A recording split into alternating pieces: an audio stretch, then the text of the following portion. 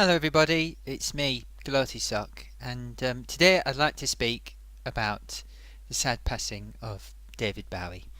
Um, I've been a big fan of David Bowie's for very many years.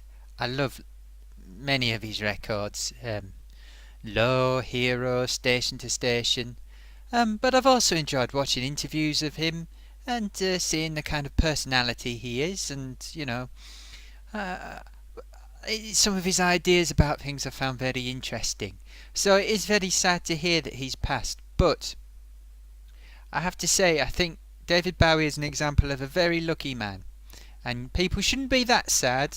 There's sad things about this whole situation that he had such a young daughter, and he's left his wife and his son. That is very sad, but he lived a good life of 69 years. He did lots of things. He overcame, you know, drug addiction. He managed to avoid the family curse of madness, which worried him greatly, but he didn't suffer from that, like some of the people in his family did. And he did something which I hope that people recognise and realise was quite a big thing, a very big thing, and a very wise decision actually, is that when he got sick about 2004 and his heart was bad, he stopped. He stopped all the rigmarole, he stopped the parade, he stopped all the, being on the merry-go-round. He backed off and he said, hang on, got to do the right thing, take care of myself. And from that point, he seems to have devoted his life to bringing up his daughter, being there for her the best he could, which is a good thing to do, because he was in his 50s when he had his young daughter, and I think it's the right sacrifice to make. Not that it would have been a sacrifice necessarily, but it meant that he has had a good few years with his daughter, away from all the rigmarole, and he's kept her out the limelight, and that's good. And I'm sure that she has benefited and is a more rounded individual for the benefit of being with him. And it's sad that at such a young age she's lost her father, and I'm sorry for his wife Imam and his son Duncan and the rest of his family and friends. But this is a man that gave so much. He didn't need to give anything else to his fans. He gave more than enough. He wrote so many songs that so many people enjoyed, and did so many live performances that so many people enjoyed. I did used to, I heard people before on forums saying, why isn't he doing records? We need a record, it's been so long. Well, nothing. He didn't owe anything to anyone. And he did the right thing. He put his family first, and he had the opportunity to have a semi-retirement, because he would never have retired completely. I'm sure of that. And he did things he enjoyed. He made more music. I think The Next Day is it's a great record actually. There's bits of it I don't like that much, but the best bits I really like. His best as far as I'm concerned. And he sort of covered his whole career really with that. Some songs on there which are a bit like Buddha of Suburbia. I think Boss of Me is a bit like Buddha of Suburbia. Valentine's Day is a bit like some of his earlier stuff. I like Hate. It's a bit sort of low hero style. It's outside even. Anyway. I think he did the right thing, and I think he'll serve as a great example. If you're on the merry-go-round, you're on the helter-skelter of fame and fortune. A man like him, even a man like him, who the press was so interested in, hounding him all the time, he just managed to completely drop off the face of the earth almost.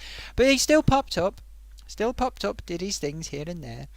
And I think it proves that it can be done. And I have to also say that his friends around him that he told about his illness, you have to praise them, because to a man, they haven't said anything. It hasn't got into the press, and it's as much as a shock as for the press, I think, as many of his fans, what's happened. And you have to say thank you to those people for giving him the dignity in his last days to be able to go on and live his life right up to the end. Up until even a couple of months ago, he was at the premiere of the Lazarus show, and he, nobody was giving him a hard time asking if he was sick or anything. No rumours got out. His doctors kept stum.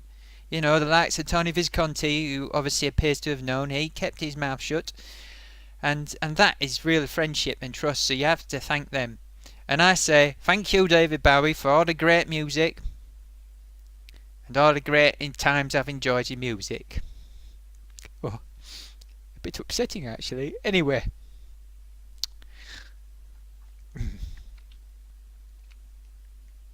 Yes, and he's a great example for people who put their lives together when it's got a bit out of control and they've got involved in drugs and being alcoholic and all that. He put it together and he had a good marriage. You know, he had two lovely children, and he had his two marriages and his lovely wife. You know, and everything. I feel sorry for. So anyway.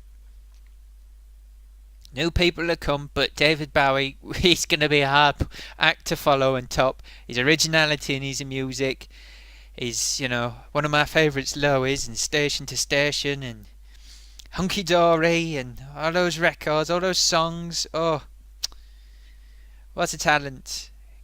Unconventionally a great singer as well, you know.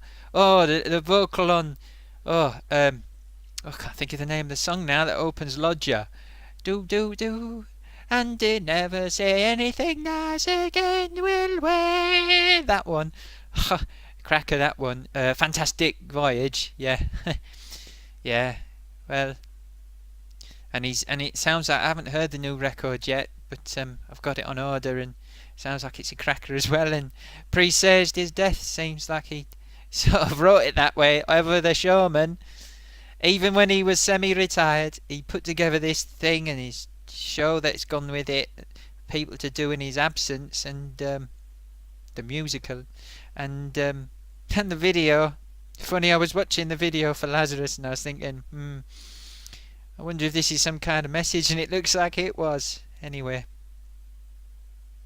So, he's great, he's had some great times. Oh, and Buddhist Suburbia is one of my favourites as well. Anyway, I'm rambling.